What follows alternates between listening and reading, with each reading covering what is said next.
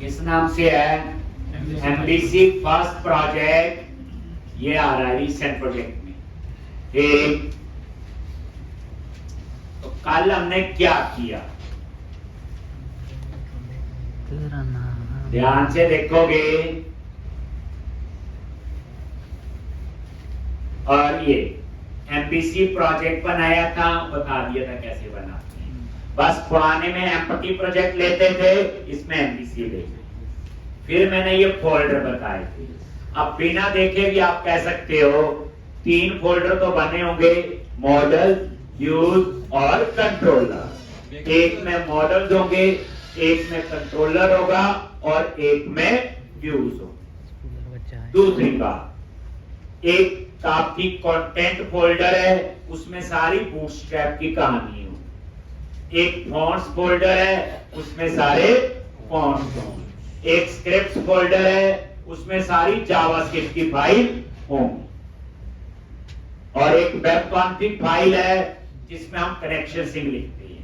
एक पैकेजेस और config file है, वहां जो पैकेज इंस्टॉल्ड है इस प्रोजेक्ट में उनकी सारी की डिटेल हो। याद हो जाएंगे, 2-4 बार और सोचेंगे, प्रैक्टिकल करेंगे तो टिप्स पे हो जाएंगे। फिर हमने कल क्या किया था, एक मॉडल बनाया था। मॉडल बोलूं क्लास बोलूं एक ही बात, इसलिए कंफ्यूज नहीं होंगे। जैसे मैंने बोला एम्प्लॉय मॉडल बनाओ, तो मैं कह रहा हूं एम्प्लॉय नाम से क्लास बनाओ। और ये देखो हमने कल ये बनाई। आगे जी, अब यहां पे एक एम्प्लॉय, तो ये देखो पब्लिक क्लास एम्प्लॉय, और उसमें 4 member, amp number, name, address और सैलरी। तो मैंने कल बताया था ये 4 क्या बनाई है, प्रॉपर्टीज। कोई पूछे जी भाई प्रॉपर्टीज क्यों बना रहे हैं, क्या फायदे हैं? पहला काम है प्रॉपर्टी लो चाहे वेरिएबल, काम दोनों का एक ही है, डाटा स्टोर करना और डाटा रिट्रीव करना। किसका? प्रॉपर्टी। डेटा सेव करना, डेटा रिट्रीव होता, वेरिएबल क्यों डिक्लेयर करते हैं? डेटा स्टोर करना, रिट्रीव करना। प्रॉपर्टीज भी उसी लिए होती, बस प्रॉपर्टीज का एक्स्ट्रा बेनिफिट ये है, प्रॉपर्टीज रीड ओनली हो सकती है। रीड ओनली मतलब रीड कर सकते हैं बट राइट नहीं कर सकते। राइट ओनली राइट कर सकते हैं बट रीड नहीं कर सकते। तो प्रॉपर्टीज में भी रीड ओनली, राइट ओनली, और प्रॉपर्टीज में हम लोग वैलिडेशन और चेक्स लगा सकते हैं, जो काम हम एक वेरिएबल पे नहीं कर सकते। वो काम हम एक वेरिएबल पे नहीं कर सकते। प्रॉपर्टीज के ऊपर डेवलपर का पूरा कंट्रोल है। प्रॉपर्टीज में बताया था गेट और सेट। गेट होता है रीड करने के लिए और सेट होता है राइट करने के लिए। एक यानी सेट होता है राइट करने के लिए और गेट होता है आपका रीड करने के लिए। ठीक, यानी कि अगर अकेला गेट है तो रीड ओनली, अकेला सेट है तो राइट ओनली। फिर हम लोगों ने बनाया था तो ये मॉडल बना लिया। मॉडल मल्टीपल भी हो सकते हैं।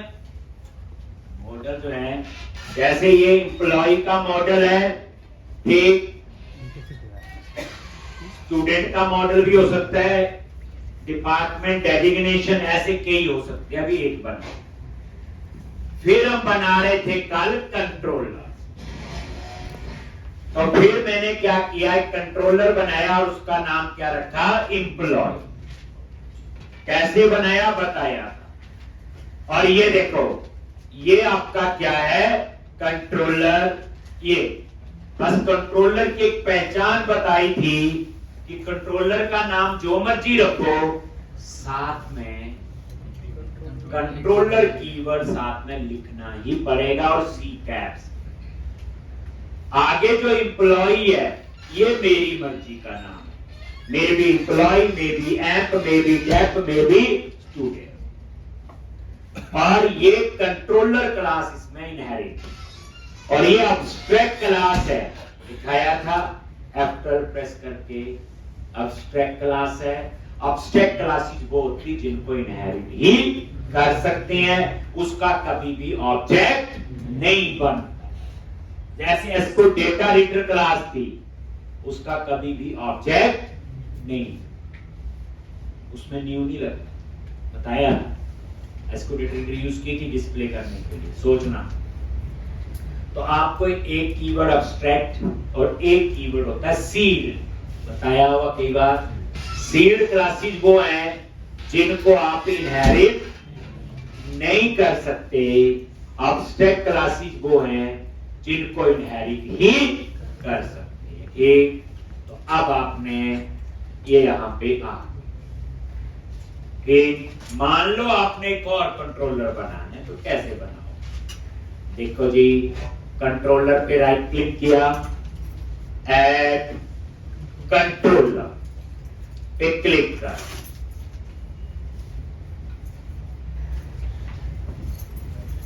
एक और बना के देखते हैं। कंट्रोलर पे राइट क्लिक किया, ऐड कंट्रोलर, और जैसे आपने इस पे क्लिक किया, MBC5 कंट्रोलर, और ये ऐड कर,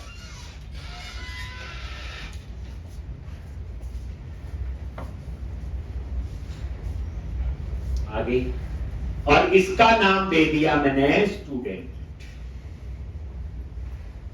क्या नेम दे दिया? तो वही देखो, ऐड पे क्लिक किया तो एक नया कंट्रोलर बन गया स्टूडेंट, लेकिन साथ में कंट्रोलर कीवर्ड है। तभी अब कंट्रोलर क्या है, कल बताया था एमपीसी का मेन कंपोनेंट है। जब भी आपने, जैसे बच्चे कुछ भी चीज जैसे खा रहे हैं, वहां मेन गेट होता है, एंट्री पॉइंट होता है। C++ में मेन फंक्शन होता है, that is your entry point. हर एक एप्लीकेशन पे एक एंट्री पॉइंट होता है, ठीक। तो यहां पे जो भी रिक्वेस्ट जाएगी वो किसके पास जाती है? कंट्रोलर के पास। तभी कंट्रोलर को हम क्या कहते हैं? Request sender.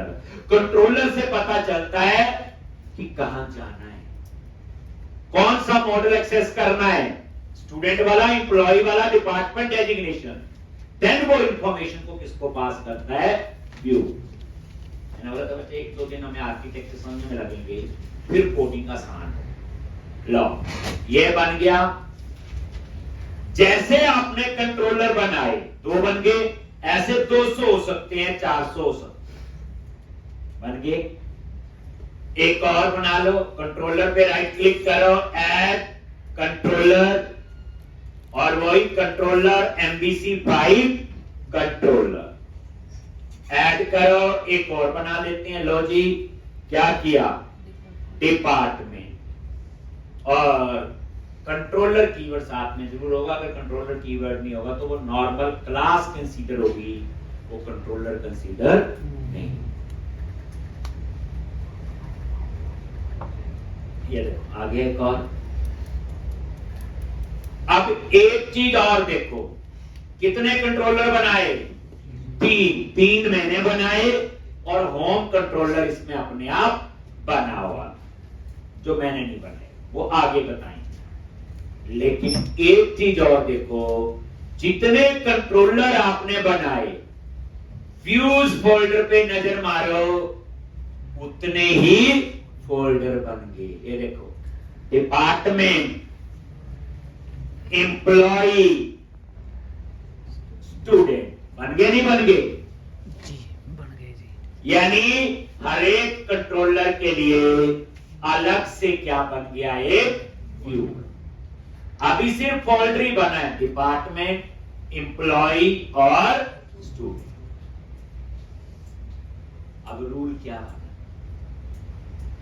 जो कंट्रोलर का नाम दोगे, उसी नाम से व्यूज के अंदर ऑटोमेटिकली फोल्डर बन जाता, और उस फोल्डर के अंदर हम लोग उसके व्यू बनाएंगे। व्यू मतलब डिजाइन बनाएंगे। MBC बेसिकली बच्चे एक प्रोजेक्ट बनाने का आर्किटेक्चर, एक तरीका है जो 3 टायर आर्किटेक्चर को फॉलो करता है। कल की बात है